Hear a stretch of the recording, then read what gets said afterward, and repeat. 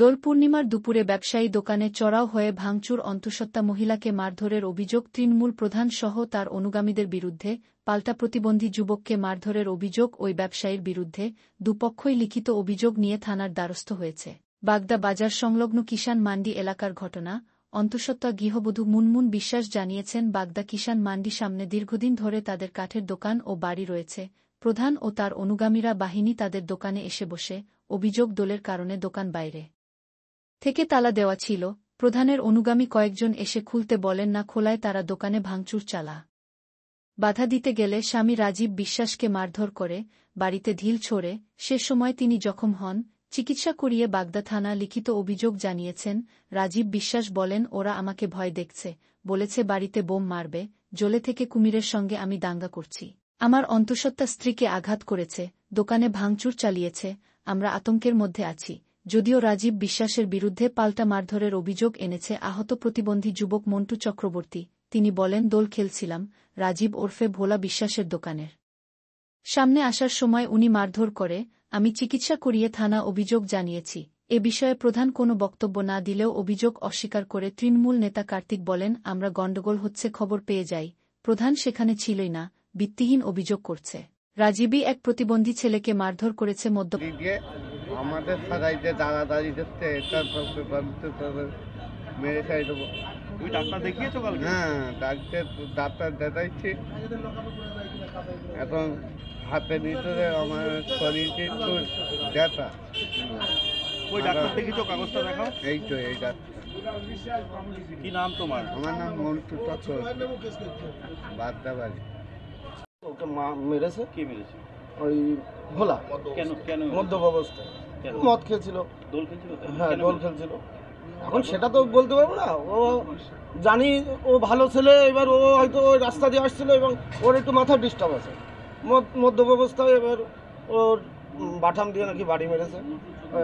শুভেন্দু মণ্ডল ঠেকাতে গিয়েছে, শুভেন্দু মণ্ডলকেও মেরেছে। এই খবর শুনে আমরা এলাম।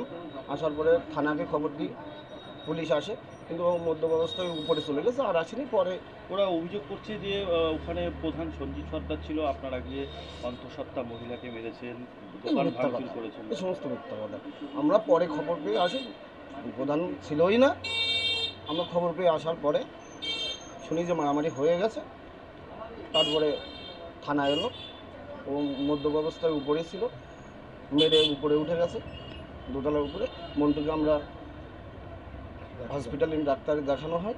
এই যে ভাঙচুরের অভিযোগ বা অন্তঃসত্ত্বা মহিলাকে মারধরের অভিযোগ করছে, মিথ্যা কথা, সম্পূর্ণ পুলিশ ছিল? পুলিশ এসেছিল, আসার পর চলে গেছে। আপনারা অভিযোগ মন্টু অভিযোগ করেছে? মন্টু অভিযোগ করেছে যে ওকে মারধর করা হয়েছে এবং ও রক্তপাতও হয়েছিল, হাত কেটে গেছিল, মাথায় মেরেছে ওকে। আপনার নামটা বলুন। কার্তিক চন্দ্র দাস। তৃণমূল নেতা? হ্যাঁ, তৃণমূল নেতা।